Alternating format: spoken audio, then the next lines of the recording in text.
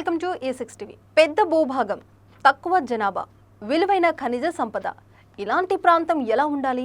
America, Europe దేశాలు వెలిగిపోవాలి. కానీ అలా లేదు. నిత్యం తీవ్రవాదంతో రక్తస్థితంగా మారింది. ఎప్పుడు ఎక్కడ ఎలా బాంబు పేలుతుందో తెలియక నిత్యం భయంతో బతకాల్సిన అక్కడి జనం. నా అనుకున్న పాలకులే పచ్చిగా మోసం చేసిన తర్వాత వచ్చిన కోపం అది. పాకిస్తాన్ ద్రోహంతో రగిలిపోతున్న బలూచిస్తాన్ కథ ఇది. బలూచిస్తాన్ ప్రజలు పాకిస్తాన్ను ఎందుకు తమ శత్రువుగా భావిస్తారు? పాక్ పితామహుడు జిహ్నా ద్రోహం చేశాడని ఎందుకంటారు? రైలు హైజాక్ వెనుక కారణం ఇదేనా? పాకిస్తాన్ దోహనికి బలూచిస్తాన్ బలైందా అనేది తెలియాలంటే వాచ్ ది స్టోరీ. పాకిస్తాన్లోని 4 ప్రావిన్స్లలో అతిపెద్దది, అత్యంత తక్కువ జనాభా కలిగిన ప్రాంతం బలూచిస్తాన్. ఆ భూభాగంలో ఎంతో ఖనిజ సంపద ఉంది.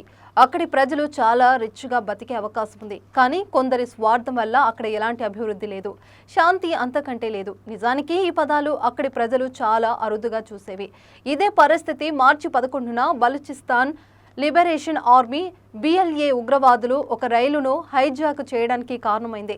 పాకిస్తాన్ నుండి విడిపోవడానికి పోరాడుతున్న ఈ గ్రూప్ భద్రతా సిబ్బందితో సహా 100 మంది ప్రయాణికులు బందీలుగా తీసుకున్నారు. పాకిస్తాన్ వ్యవస్థాపక పితామహుడు మహమ్మద్ అలీ జిహ్నా బలూచి ప్రజలకు చేసిన ద్రోహమే ఈ తిరుగుబాటుకు మూల కారణమన్నది విశ్లేషకులు చెబుతున్న మాట. నిజానికి బలూచ్ జాతీయవాదులు పాకిస్తాన్ రాజ్యాంగానికి వ్యతిరేకంగా 1948 నుండి పోరాటం సాగిస్తున్నారు. 1958 నుంచి 59, 1962 నుంచి 63, 1973 నుంచి 77లో హింసాత్మక స్వాతంత్ర పోరాట బలూచిస్తాన్ సాక్ష్యంగా నిలిచింది. మధ్యలో ఈ ఉద్యమ ప్రభావం కనిపించినప్పటికీ తాజా ఉద్యమం మాత్రం 2003 నుండి ఉధృతంగా కొనసాగుతుంది.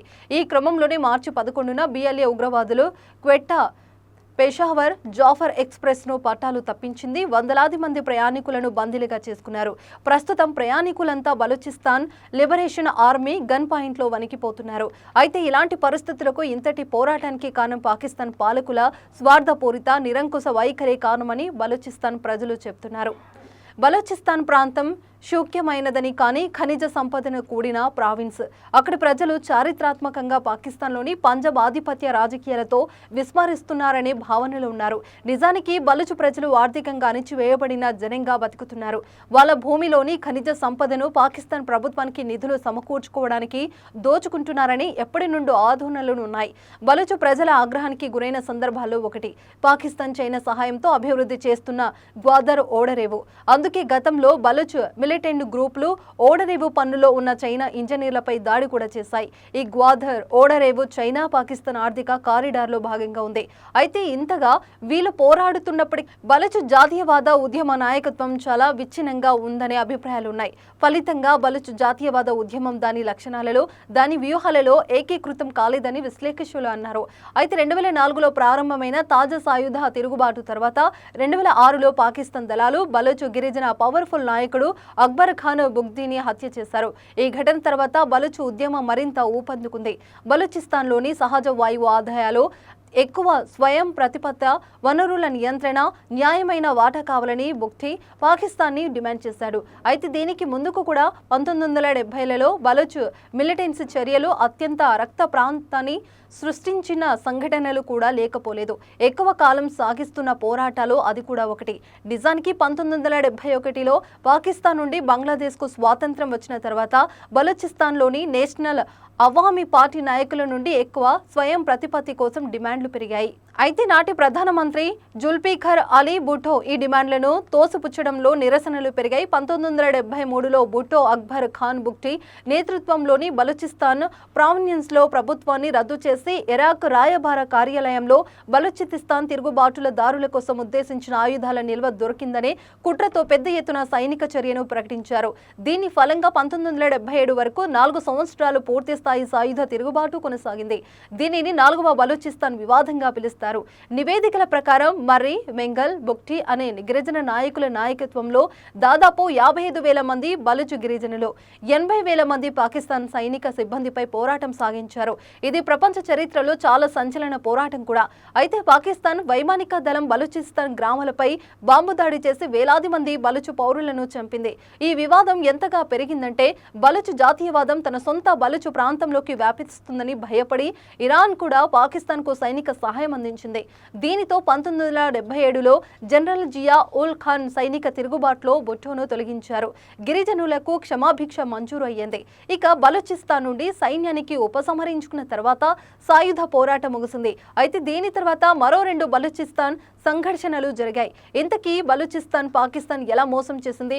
దీని వెనుక పాక్ పితామహుడి పాత్ర ఎంతుంది? అసలు బలూచిస్తాన్ పాకిస్తాన్లో ఎలా విలీనం చేశారు? అప్పుడు బలూచ్ పాకుల పరిస్థితి ఏంటి? మహమ్మద్ అలీ జిన్నా ఎలాంటి యుక్తులను పన్నారు? ఇక భారత్ సహకరిస్తే బలూచ్ బయటపడేదంట. అయితే 1959లో పాకిస్తాన్ నౌరోజు ఖాన్ను దయతో కూడిన హామీలతో లొంగిపోయేలా మోసం చేసింది. బదులుగా నౌరోజు అతని కుమారులు అరెస్ట్ అయ్యారు.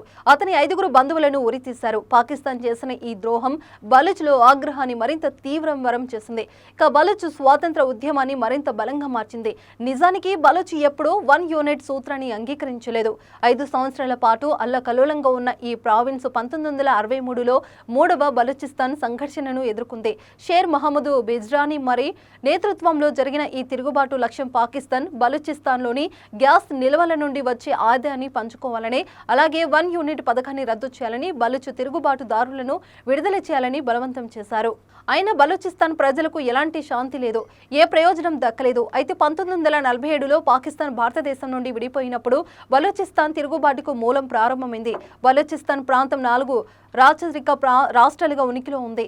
వాటి పేర్లు కలత్, ఖరన్, లాస్ బేలా, మకరన్లు. అయితే వీళ్లకు ఆ టైంలో 3 ఆప్షన్లు ఉన్నాయి. 1 భారతదేశంలో చేరడం, 2 పాకిస్తాన్లో విలీనం కావడం, లేదంటే చివరి ఆప్షన్ వారికున్న స్వాతంత్ర్యాన్ని కొనసాగించడం. అయితే ఇక్కడ పాకిస్తాన్ పితామహుడు మహమ్మద్ అలీ జిన్నా మడత పెట్టారు. ఆయన ప్రభావంతో 3 రాష్ట్రాలు పాకిస్తాన్లో విలీనం అయ్యే చేశారు. వెంటనే భారతదేశం సహా అనేక వర్గాల నుండి ఖాన్ సహాయం కోరారు. అయితే ఎక్కడి నుండి సహాయం అందకపోవడంతో చివరికి ఖలాత్ ఖాన్ లొంగిపోవాల్సి వచ్చింది. అదే ఏడాది మార్చి 26 పాకిస్తాన్ సైన్యం బలూచ్ తీవ్ర ప్రాంతంలోకి ప్రవేశించింది. ప్రాణభయంతో ఖలాత్ ఖాన్ మహమ్మద్ అలీ జిన్నా నిబంధనలకు అంగీకరించాల్సి వచ్చింది. ఖలాత్ ఖాన్ పాకిస్తాన్లో విలీనం చేయడానికి సంతకం చేసినప్పటికీ ఖాన్ సోదరుడు ప్రిన్స్ అబ్దుల్ కరీం 1948లో పాకిస్తాన్పై మొదటి సాయుధ తిరుగుబాటుకు నాయకత్వం వహించారు. అయితే ఆ తిరుగుబాటును కొద్దిసేపటికే పాకిస్తాన్ అణిచివేసినప్పటికీ అది బలూచ్ తీవ్ర వాగ్వాదానికి బలైన బీజాలు వేసింది. కాబట్టి 226 రోజుల పాటు స్వతంత్రంగా ఉన్న తర్వాత బలూచిస్తాన్ పాకిస్తాన్లో విలీనం అయినప్పటికీ ఇప్పటికీ అక్కడ శాంతి కొనలేదు. ఎందుకంటే ఆ విలీనం ప్రజల సంకల్పంతో కాదు, జిన్నా చేసిన ద్రోహం పాకిస్తాన్ సైనిక శక్తి ద్వారా లాక్కోబడింది. 75 సంవత్సరాల క్రితం జరిగిన ఈ ద్రోహం అక్కడి ప్రజలను, ఆ ప్రాంత వనరులను ఇప్పటికీ దోపిడీ చేయడం బలూచ్ ప్రజల సాయుధ ప్రతిఘటనకు బలమైన మూలాలుగా ఉన్నాయి. మోసపోయిన బలూచిస్తాన్ ఇంకా రగులుతూనే ఉంది.